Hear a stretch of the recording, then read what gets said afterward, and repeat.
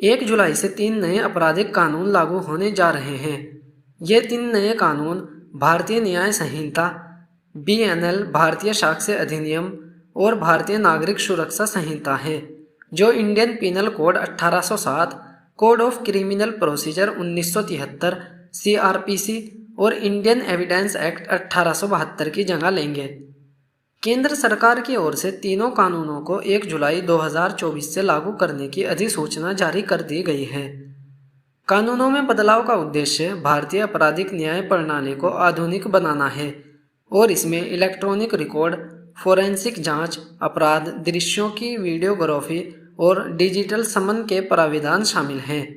उन्होंने बताया कि पहली बार आतंकवाद और अलगाववाद, सरकार के खिलाफ सशस्त्र विद्रोह, देश की संप्रभुता को चुनौती देने जैसे अपराधों को परिभाषित किया गया है। उन्होंने कहा कि भारतीय न्याय संहिता की धाराओं में अब यह प्रावधान रहेगा कि फरार अपराधियों पर अदालत में गैर मौजूदगी पर भी मुकदमा चलाया जाएगा और सजा भी सुनाई जाएगी। आमतौर पर देखा जाता है कि सेवानिवृत्त पुलिस अधिकारियों को साक्ष्य दर्ज करने के लिए अदालतों द्वारा बुलाया जाता है। नए कानून में वर्तमान में कार्यभार संभाल रहे अधिकारी को फाइलों को देखने के बाद अदालत के सक्षम तथ्य पेश करने होंगे। नए कानून में EFIR और 0 FIR का भी प्रावधान रखा गया है।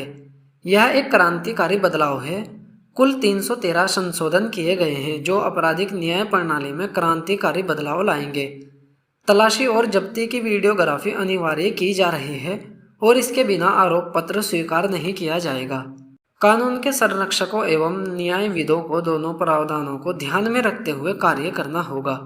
सभी मौजूदा आपराधिक मामलों यानी कि 1 जुलाई 2024 से पहले के आपराधिक प्रकरणों में अंतिम निर्णय तक IPC के प्रावधानों पर मुकदमा चलाया जाएगा एवं 1 जुलाई 2024 के बाद के आपराधिक प्रकरणों में BNS के कानून प्रावधान लागू होंगे।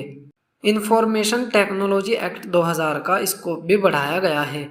डिजिटल एविडेंस के मामले में अभी तक के लॉ में प्राइमरी डिवाइस जहां से एक्ट ऑफ क्राइम हुआ था उसको प्राइमरी एविडेंस माना जाता था और बाकी को कॉपी माना जाता था, लेकिन अब सेकेंडरी डिवाइसेस को भी प्राइमरी एविडेंस माना जाएगा।